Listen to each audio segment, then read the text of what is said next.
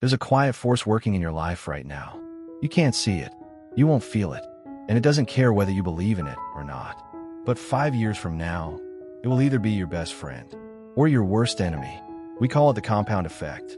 Let me take you back to a small neighborhood in Bactopur.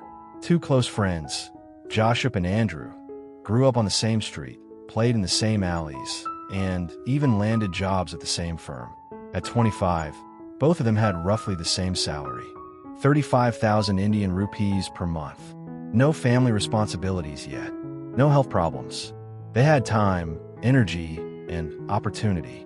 But as the years passed, something strange happened. Joshua began doing something simple. Each morning, he woke up 30 minutes earlier than he needed to. Not to go to the gym, not to build a company, just to read 10 pages of a book. That's all. Sometimes personal finance, sometimes biographies, sometimes just inspirational stories. It wasn't much. It took 15 minutes. He also started saving just 500 Indian rupees a week. Not a lot, right? And he took a walk in the evening instead of watching TV. He didn't feel like a genius, or even productive, just consistent. Andrew, on the other hand, was doing what most of us do. Netflix at night, weekend parties, eating out. He said what we've all said. I'll start saving when I earn more. I'll read when I have time. I'll change someday. 5 years passed, and if you looked at them from a distance, not much had changed. Andrew still had his job.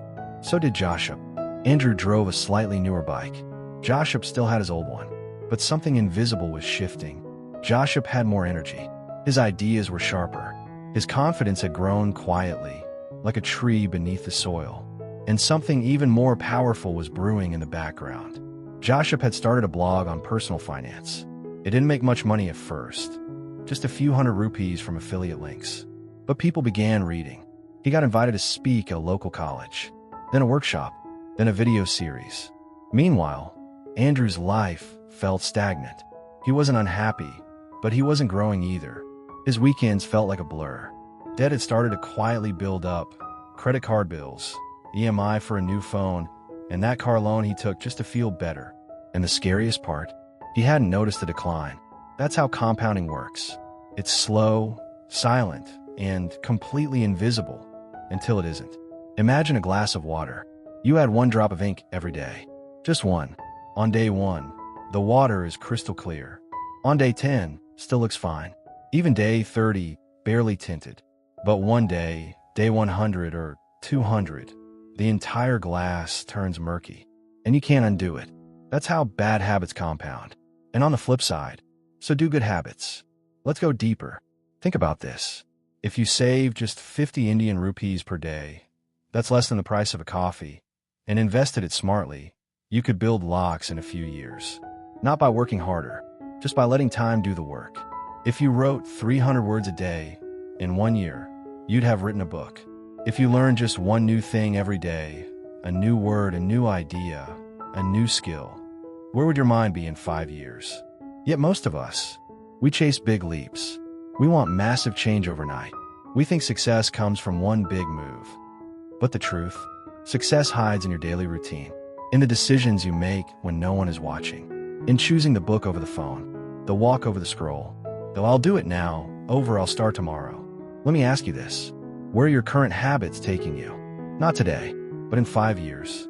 Every time you procrastinate, it doesn't seem like a big deal. But if you delay your dreams 1% every day, you'll be 100% behind before you even realize it. Every time you choose to learn instead, to build something, even if no one notices, that's compounding too.